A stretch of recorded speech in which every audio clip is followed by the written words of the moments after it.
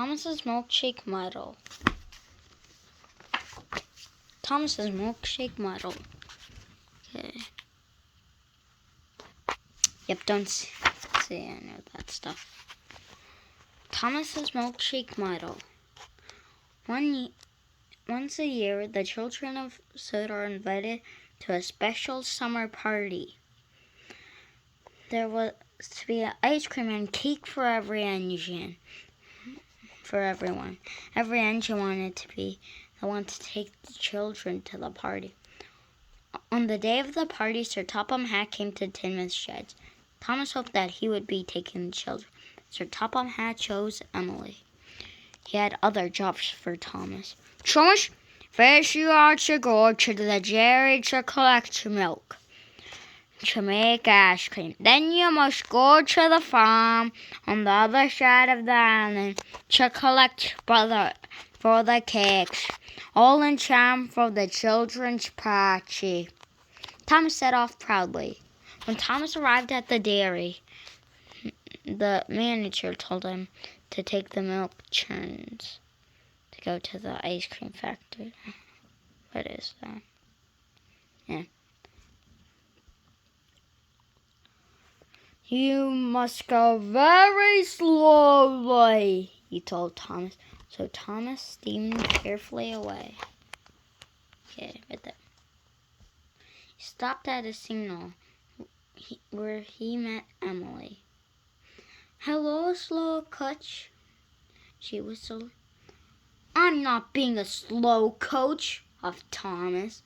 I'm being reliable. If you weren't such a slow coach, Emily sniffed. Sir Topham Hatt would have given you my job. I'm fast and not reliable. That's why I'm taking the children. Emily looked very pleased with herself. This made Thomas cross. I can't be as fast as you, he huffed. I'll race you to the next signal. Emily whistled and steamed quickly away. Thomas wheezed after her as fast as his pistons would pump, and he raced along. The milk churns rattled and rocked. They biffed and bashed, and at the next signal, Thomas raced ahead of Emily. Thomas was very pleased, but he steamed off for the ice cream factory. But he had completely forgotten about going slowly. The ice cream manager was very happy Thomas had delivered the milk in record time. The factory could make ice cream for the party. When the manager looked into one of the churns, he was very surprised. This milk is almost butter! Exclaimed the manager. Factory manager asked Thomas if the churns had rattled around. He looked worried. If you shake milk for long enough, it turns to butter, he told Thomas. Thomas was very upset. The factory manager was cross. You must go back to the dairy and get more milk. And remember to go slowly this time, he said sternly. Dad, later, can I have an apple? Thomas steamed back to the dairy as fast as he could. When Thomas arrived back at the dairy, Sir Topham Hatt was there. He was very cross. Thomas, it's nearly time for the party, and you still have not collected the butcher from the other side of the island. The children will have no cakes for the party. Thomas felt terrible.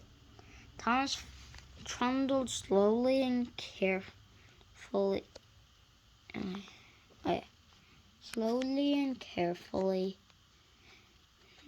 back to the ice cream factory. He had let everyone down. When he finally arrived with the milk, the manager told Thomas to take the old churns back to the dairy. Suddenly, Thomas had a better idea. Thomas steamed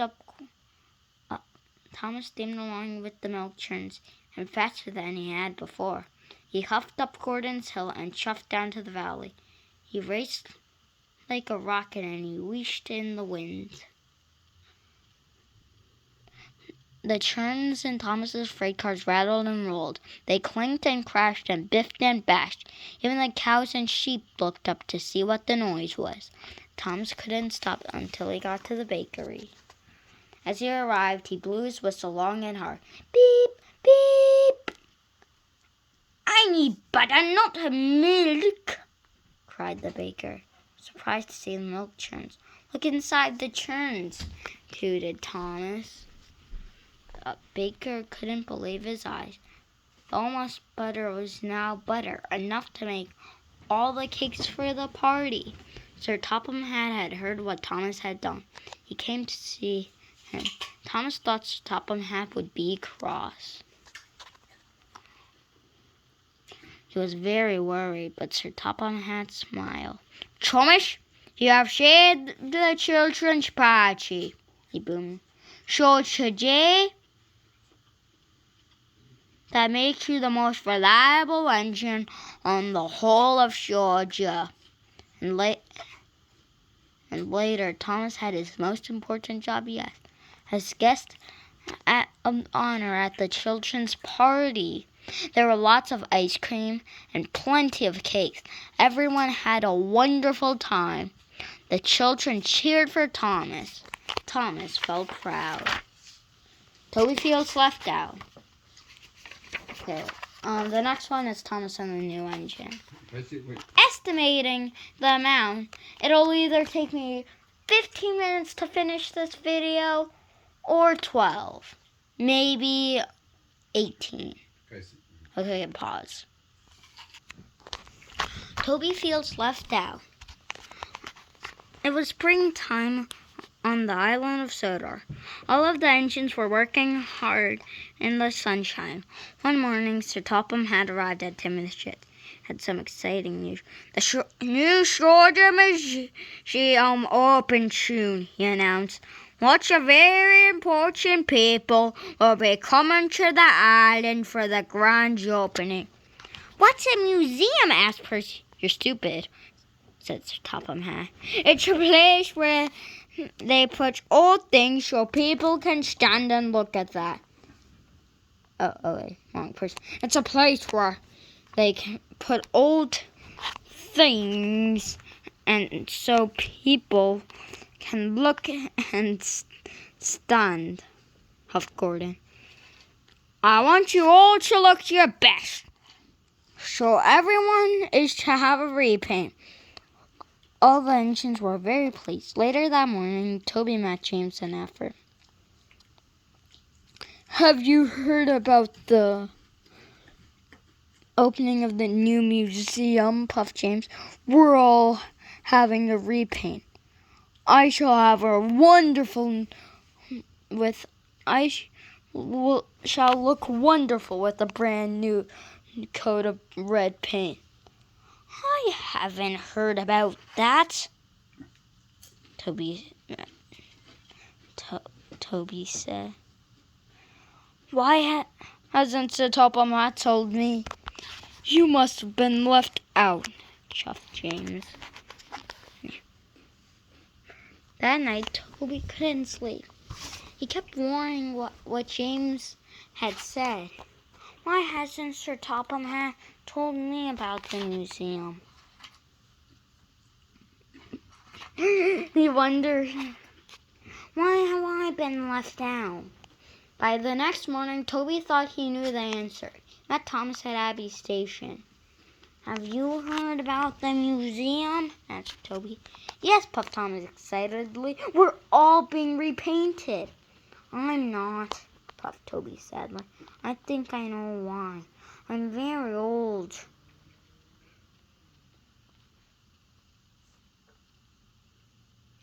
Steam trim. Maybe Sir Topham decided to put me inside the museum. Thomas wasn't so sure. Why don't you ask him? Puffed Thomas. Hopefully, Toby looked worried. He was frightened of what Sir Topham Hatt might say. Must go, puffed Thomas. "Really useful engines are really busy ones." And he chuffed away. Toby thought for a moment. "I'll show Sir Topham Hatt that he can't put me in a museum, Toby. I'll show him I'm a really useful engine." Toby arrived at Tim in the shed. Sir Topham Hatt was talking to him. "Emily, you must go to the yard for your repaint," said Sir Topham Hatt. Emily was very pleased. "Another engine must collect your flour," said Sir Topham Hatt. "I'll do it, sir," said Toby quickly. "Thank you," smiled Sir Topham Hatt. And before he could say anything else, Toby steamed off. He didn't want Sir Topham Hatt to tell him he was going to be put in a museum. Toby waited impatiently at the flour mill. Hurry up, he wished. "I must get to the docks as soon as I can." When Toby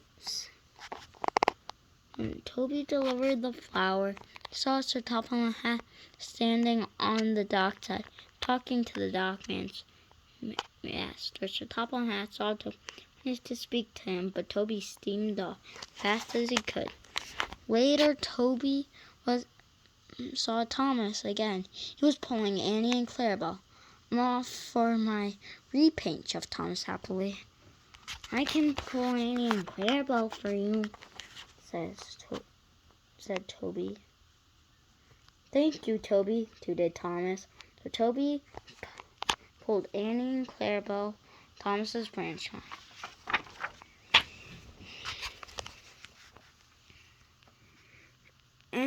And while James was getting a shiny new coat of red paint, Toby collected coal cars from the mine for James.